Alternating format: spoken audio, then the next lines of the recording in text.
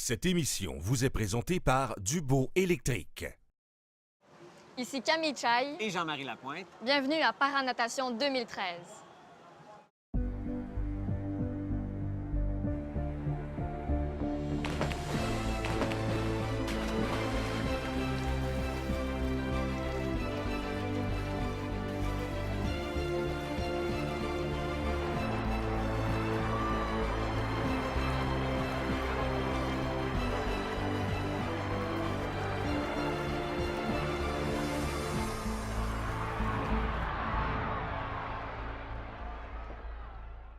Aujourd'hui, jour 2 des championnats du monde de natation IPC. Au menu, une rencontre avec Benoît Huot, champion du monde paralympique, détenteur de plein de records du monde.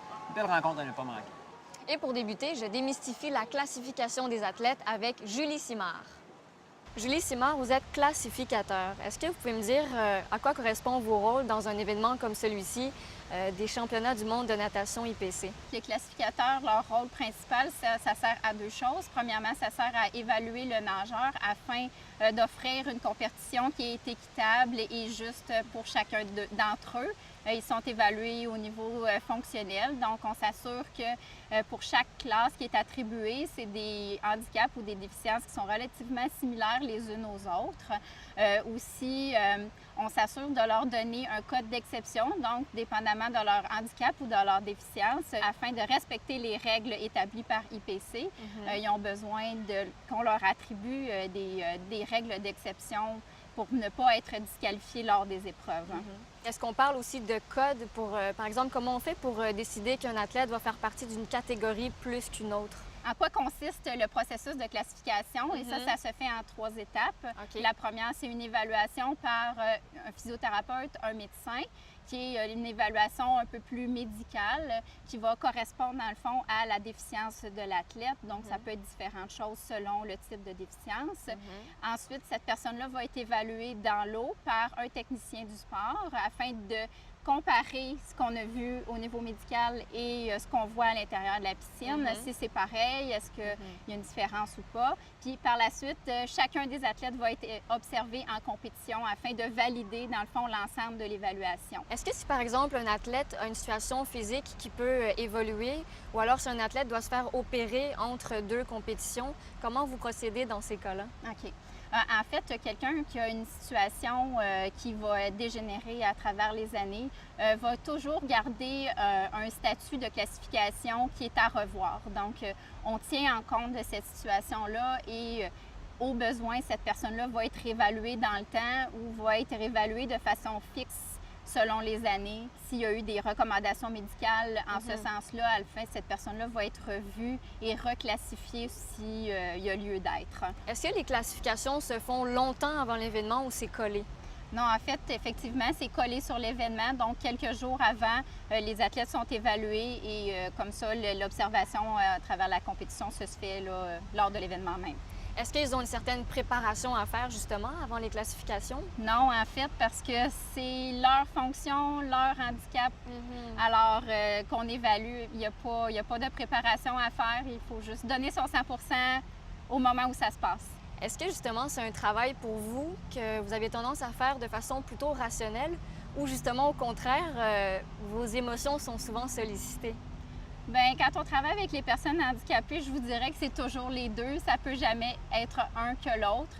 Par contre, on essaye dans le processus d'être le plus objectif possible, comme on le ferait dans n'importe quel autre processus. Je pense que c'est d'être juste et équitable de le faire comme ça. Est-ce que vous pourriez me parler des catégories? Parce qu'on entend souvent parler de S1, S2, S12. À quoi est-ce que ça correspond? Oui, en fait, pour 3 types de déficiences, donc la déficience physique, la déficience intellectuelle et la déficience visuelle. La déficience physique sont classées de S1 à S10, S1 étant les plus lourdement handicapés, S10 étant les moins lourdement handicapés. Et ensuite, S11 à S13 pour la déficience visuelle et S14 pour la déficience intellectuelle. Il y a aussi, là, on parle de S, mais il y a SB parce que dans le fond, S correspond au nage de libre, de dos et de papillon. SB uniquement pour la brasse. Les mêmes classes, à l'exception que pour SB10 n'existe pas. On arrête à SB9. Et ensuite, il y a le SM qui est pour le 4 nages individuel. Et là, c'est toutes les mêmes classes de S1 à S14. Donc, en tout, ça nous fait combien de classes exactement? Bien, en fait, on parle toujours de 14 classes, mais on les sépare toujours. Donc, quelqu'un qui se fait attribuer une classification va avoir 3 codes, va avoir S, SD et SM. Ben, écoutez, Julie, merci beaucoup pour votre entrevue. Ça m'a fait grand plaisir. Merci.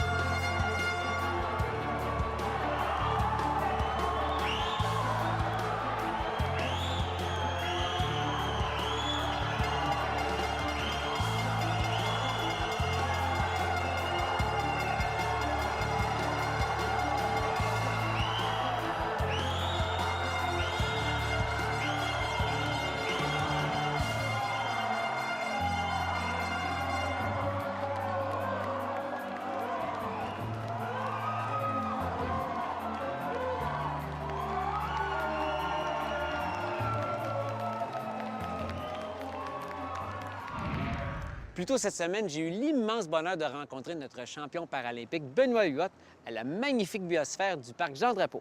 En fait, juste là. Hey Benoît Huot, on est super content de t'avoir avec nous aujourd'hui. Hier, on a pris conscience de quelque chose. T'es big en tabarnouche. Arrête-moi ça, toi. Non, on a l'impression qu'il y a beaucoup de choses qui tournent autour de toi. Les relationnistes, les caméras, les journalistes. Tu sais, es-tu étourdi de voir tout ça sur ton terrain? Ouais, ben je pense que c'est le moment dans notre année où est-ce que c'est le plus intense. Je saisis le moment, non seulement comme athlète, mais j'en profite pour faire grandir notre mouvement paralympique, qui est encore très méconnu auprès du grand public, puis qui a grandement évolué au travers des années, mais on a encore beaucoup de travail à faire. Je sens que j'ai un rôle et un mandat de faire la promotion de notre sport. Sens-tu la pression du public, des médias, des proches, que là, tu dois performer et que là, les gens s'attendent ça de toi? La pression, je me la mets moi-même. Sincèrement, Jean-Marie, là, peu importe le résultat qu'on va voir cette semaine, je sens que je suis en paix avec moi-même intérieurement. À Pékin, ça a tellement été difficile, ça a été rock'n'roll. J'étais le favori, j'étais champion du monde et tout le monde, moi le premier, s'attendait à ce que je remporte la médaille d'or en 2008. Ça n'a pas été le cas, j'ai terminé 3e, ça a été beaucoup plus difficile. Et sur les 4 Jeux paralympiques que j'ai participé, c'est là que j'ai grandi le plus. C'est là que j'ai appris le plus sur moi-même. En mettant les choses en perspective, en me disant, en revenant à la base de pourquoi j'aimais ça comme un petit gars, d'être un nageur, j'étais un passionné et j'ai retrouvé le désir de nager dans les années qui ont suivi Pékin et j'ai été capable de remonter sur la plus haute marche du podium à Londres en 2012. Alors j'ai vraiment le sentiment d'avoir accompli ce que j'avais envie de faire. Je veux vraiment plus apprécier, avoir du fun et puis de sentir que la foule est derrière soi. Je ne l'ai jamais vécu dans un événement aussi majeur dans ma carrière sportive. Alors, je pense sincèrement que ça va m'aider, puis on va voir, on va espérer avoir des bonnes performances. Il y a tout l'aspect vivons le trip à fond. Ouais, Il y a ça mais aussi. tu sais, c'est... bon, on est sorti de Londres. Ça a été mes plus beaux Jeux paralympiques en 2012. Et là, on a su quelques semaines plus tard que les championnats du monde étaient à Montréal. Tu sais, je pensais, je vais y aller une année à la fois. J'avais ma réponse avant même de prendre une décision. C'est à Montréal. C'est sûr, je vais être là. Devant amis, famille. Ça arrive une fois dans une vie. Il y a plein d'athlètes qui n'ont même pas cette opportunité-là. Alors, je vais y être. La question qu'on doit te poser tellement souvent, Ben, c'est t'es pas handicapé, toi? Ça paraît pas, excuse-moi, là. Alors, qu'est-ce que tu fais aux Jeux paralympiques? C'est quoi ton handicap? Je me la fais poser à chaque jour, cette question-là. clair. Puis c'est correct. C'est exactement ça que je veux, à la limite, pour pouvoir éduquer les gens et le faire connaître, les sports. Bon, pour faire une histoire courte, là, je suis né avec une malformation à la jambe droite. C'est un pied beau. Les médecins ne s'étaient même pas rendus compte que j'avais une malformation à ma jambe droite. Alors, mes parents retournent à la maison et ça a pris une semaine avant que ma mère s'en rende compte. Cette jambe-ci, la jambe droite, était comme en fer à cheval et la grande orteil pouvait même toucher au talon. Alors, les médecins font une opération la même journée et restructurent le pied, reconstruisent pour qu'un jour, j'aie de la facilité à marcher. Et aujourd'hui, c'est présent entre mon genou et mon pied. La masse musculaire entre les deux mollets. On voit ici, cela, un mollet plus développé, un mollet plus petit. Et l'handicap est à partir du genou. Alors, la cuisse, avec les années, elle s'est un petit peu moins bien développée, mais l'handicap n'est pas présent ici. C'est vraiment du genou jusqu'en bas. Alors, le mollet, le pied qui est plus court et la mobilité dans ma cheville. Regardez celle-là. Comme un bon joueur de soccer, ça tourne comme dans l'huile. Celle-là, elle bouge presque pas. Regarde, je bouge mes orteils, mais la fille, elle est peu mobile. Alors, c'est comme si je nageais avec une palme, parce que j'ai le fouetté de ma jambe avec ma jambe gauche, mais sans palme dans ma jambe droite, quand j'ai pas de mobilité dans ma cheville. Alors, c'est ce qui me permet de participer dans les compétitions paralympiques. Mais là, Benoît, c'est sûr que tu gagnes toutes les médailles, ton handicap est tellement léger. Mais non, c'est bien fait, les sports paralympiques, avec différentes catégories d'handicap. En natation, il y a 10 catégories d'handicap physique. Moi, je fais de la compétition dans la catégorie numéro 10, la catégorie avec les handicaps les plus légers. Plus le chiffre diminue, plus l'handicap est sévère. Et quand je vais aux championnats du monde, comme ici à Montréal, ou aux Jeux paralympiques, je fais de la compétition contre des athlètes seulement dans la catégorie numéro 10, donc tous des handicaps similaires aux miens. Pas tous des pieds beaux nécessairement, mais tous des handicaps comme le mien. Et c'est des docteurs, des physiothérapeutes, des classifieurs qui nous positionnent dans chacune des catégories pour que ça soit juste pour tout le monde. Plus tard à l'émission, la suite de l'entrevue avec Benoît Huot.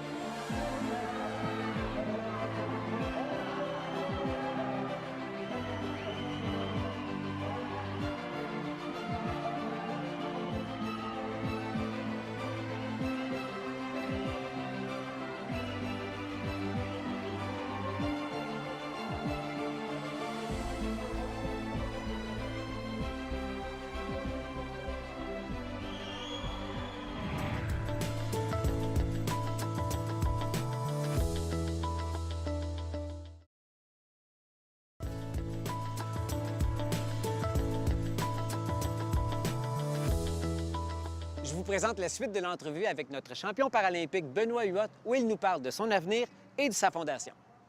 T'en as eu des honneurs, des médailles, des reconnaissances, des prix, des distinctions. Est-ce qu'il y en a une qui trône un petit peu au-dessus des autres? Je pense sincèrement là, d'avoir le privilège et l'honneur de porter le drapeau à la cérémonie de clôture des Jeux paralympiques de Londres. Parce que c'est tellement d'athlètes présents à Londres qui ont eu des résultats extraordinaires, qui ont pas eu cette chance-là. Tu sais, Jean-Marie, ça dure 3 minutes, hein? Ça dure 3 minutes, tu marches dans le stade et dans la cérémonie de clôture, et puis là, tu prends le drapeau. saisis le moment. J'ai pris une grande respiration. Je me suis dit, Ben, ça arrive une fois dans une vie. Profites-en, ça dure 3 minutes. Et puis là, j'ai pris le drapeau, je l'ai levé tellement haut, puis je l'ai brandi, là, tu sais, puis je me suis amusé. Puis j'ai j'ai savouré ce moment-là. Là, puis ça a été de loin le plus grand honneur qu'on pouvait me faire, le plus grand honneur sportif. Je fais juste t'imaginer toi, puis la fierté de tes parents, tes proches, tes entraîneurs, les autres chums avec qui, mais tu te dis... Tu disais-tu, il y a un peu d'eux autres avec moi derrière? Ben oui, parce que c'est comme quand tu es en arrière des blocs avant de faire une compétition. Tu sais, tu es toute seule le jour où est-ce que ça compte, hein? Tu es toute seule en arrière des blocs. Mais il y a une centaine de personnes qui t'ont aidé dans ton quotidien pour arriver à cette journée-là. Alors, la même chose avec le drapeau. T'amènes tous les gens qui t'ont accompagné dans cette aventure-là avec toi. Tantôt, tu disais fin de carrière. Shit, à 29 ans, en fin de carrière, quelque chose qui marche pas, là. Oui, bien, on sait que la carrière d'un athlète, hein, ça ne dure pas une vie complète, mais ça dépend des sports. Hein? Ouais. Mais en natation, le prime d'un athlète, c'est fin vingtaine, début trentaine. Si je décide de poursuivre jusqu'à Rio 2016, je dis pas que je vais être là. Dans le meilleur des mondes, je vais y être. Mais je vais approcher la chose modestement. Je vais y aller une année à la fois. Et puis, on va voir où ça va nous mener. Mais sincèrement, dans le fin fond de mon cœur, j'espère pouvoir représenter mon pays. Si j'arrive à Rio puis je suis pas compétitif parce que les jeunes poussent et puis, bon, les temps sont tellement plus rapides, ça me tentera peut-être plus nécessairement d'arriver. Puis, on va dire que je fais même un meilleur temps, mais ce meilleur temps-là, qui m'a permis de monter sur la plus haute marche du podium à Londres, fait en sorte que je termine 5e, c'est un petit peu moins motivant. Okay. Fait que des fois, c'est difficile d'accepter peut-être une 5e ou une 6e position. Mais ça, c'est pour moi. C'est pas nécessairement tout le monde qui est comme ça. C'est toutes des choses qu'il faut analyser aussi tant au niveau personnel avec ma copine. On veut avancer dans la vie. On veut faire autre chose que le sport parce qu'on sait, hein, tu sais, Jean-Marie, le sport de haut niveau, c'est très demandant. On est à l'extérieur du pays, de la ville, de la maison, presque la moitié de l'année, 6 mois par année. Alors, c'est toutes des pensées-y bien. Et puis, je poursuis parallèlement mes études. Et il me reste 5 cours à l'école. J'ai fait une majeure en communication. La majeure, elle est complétée. Et une mineure en administration. Il me reste 5 cours. Et puis... Ça, t'as de la misère à t'exprimer, hein? Mais l'école a aidé, sincèrement. T'es impliqué. T'as ta propre fondation. Oui, en 2009, on a parti ça. Puis, il y a le mandat ou la philosophie de la Fondation, c'est vraiment de venir en aide aux athlètes avec un handicap, pas juste en natation, athlètes avec handicap, qui sont entre le moment où maman, papa peut encore aider et que l'athlète se rende à l'équipe nationale. Tu sais, il y a comme une période tampon, là, je sais pas moi, dépendamment de l'athlète, entre 14-15 ans jusqu'à 18 ans, où est-ce que ça peut être plus difficile financièrement. Tu sais, des fois, tu te dis, bon, il faut que mon jeune, il faut que mon athlète se rende à Vancouver pour les championnats canadiens. Puis des fois, les parents n'ont pas les moyens. La fédération, bien, il n'est pas encore à un niveau assez élevé pour que la fédération supporte l'athlète. Alors, la Fondation, elle a cet objectif-là d'aider l'athlète avec handicap, vraiment avec un handicap, pas juste en natation, à pouvoir les aider à réaliser leur rêve d'un jour de participer aux Jeux paralympiques. Peux-tu me donner un exemple d'une personne, d'un athlète qui est venu te voir ou qui t'a écrit et qui a dit « J'ai besoin de ça, peux-tu m'aider? » Donne-moi un cas type. Là, regarde, c'est dernièrement, Hicham, il vient du club de la natation du Parc olympique au Stade olympique. Et puis, bon, il avait besoin de moyens, il s'en allait à Winnipeg pour le championnat canadien. Puis, c'est ses premiers championnats canadiens. Puis, on a payé le billet d'avion. Alors, tu sais, c'est pas nécessairement de l'argent directement qui va aller à l'athlète, mais bon, il a été capable de se déplacer jusqu'à Winnipeg pour participer au championnat canadien.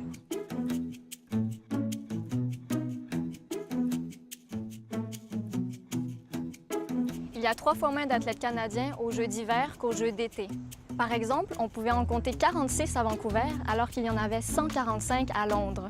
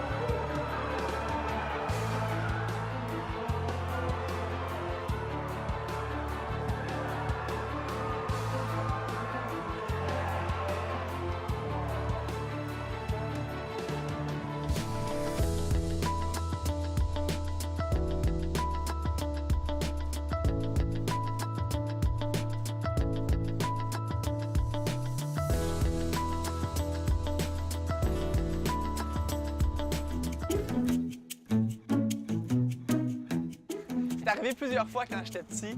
Bon, on sait, hein, quand on est un enfant, on grandit vite, alors il faut souvent plusieurs paires de chaussures. Et mes deux pieds n'ont pas la même longueur. Et ma mère, elle m'amenait au magasin de souliers et elle a trouvé un truc au travers des années, parce que bon, je portais genre, je sais pas moi, un 5 et seulement un 3 pour les deux longueurs de pied. Et elle a trouvé un truc au travers des années pour que j'aie plus de facilité à marcher avec mes chaussures, à échanger les souliers au magasin. Alors, elle ne le disait pas trop fort, mais là, quand on recevait plusieurs paires de souliers, je sais pas moi, elle commandait un 3, un 4 et un 5, sans le dire à personne, elle changeait le 5 pour un 3, pour être certain que j'aille les bonnes longueurs de souliers pour mes deux pieds qui sont différents encore aujourd'hui. Ah, OK. C'est tout pour aujourd'hui. Merci d'avoir été avec nous. On se retrouve demain pour une autre émission de Paranatation 2013. T'aimes ça les défis, toi, hein? Oui, j'aime ça. Ça te tente de sauter? Je suis prête. Ah, ça. Ah oui, bon, on y va. T'es pour de vrai, là? Ah ouais, pour de vrai. OK. Ciao! Bye! 3, 2, 1. Ah, On y va!